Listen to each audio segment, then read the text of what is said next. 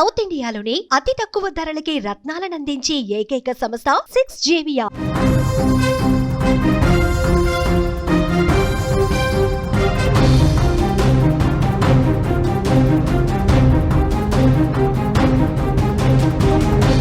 ముంబైలో భారీ అగ్ని ప్రమాదం జరిగింది. ఒకరు చనిపోయారు, 19 మంది గాయాలు కూడా అయ్యాయి. ఘటనా స్థలానికి ఫైర్ సిబ్బంది చేరుకుని మంటలు అదుపు చేశారు.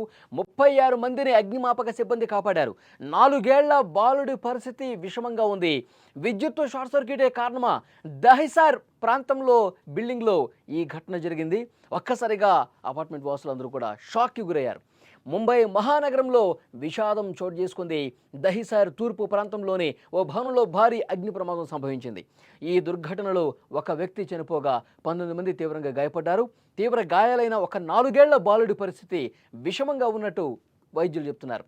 ఆదివారం మధ్యాహ్నం జరిగింది ఈ ఘటన.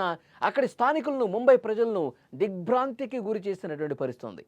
దహిసార్ తూర్పు ప్రాంతంలోని 23 అంతస్తుల భవనం 7వ అంతస్తులో ఆదివారం మధ్యాహ్నం సరిగ్గా 4:30 సమయంలో మంటలు ఒక్కసారిగా చెలరేగాయి.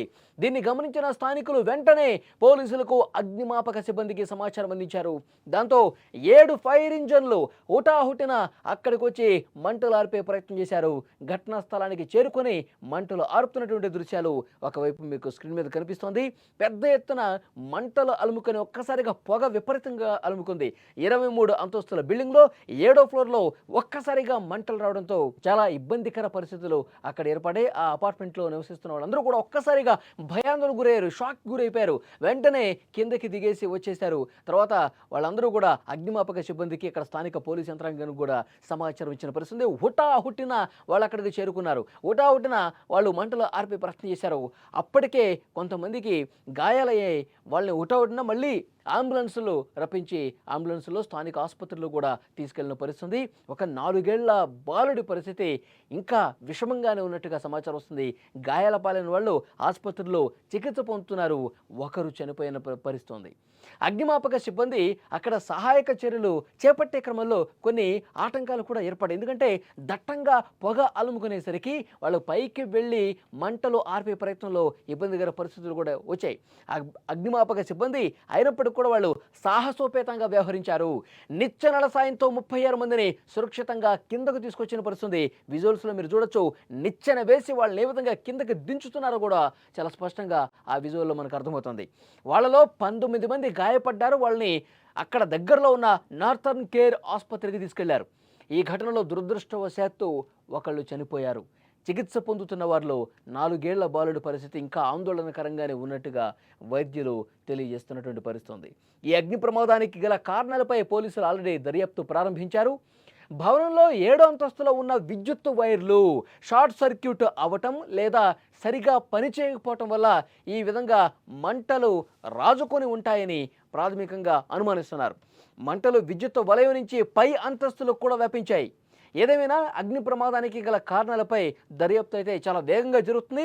ఈ ఘటనపై విచారణకు కూడా ఆదేశించామని అధికారులు చెప్తున్నారు.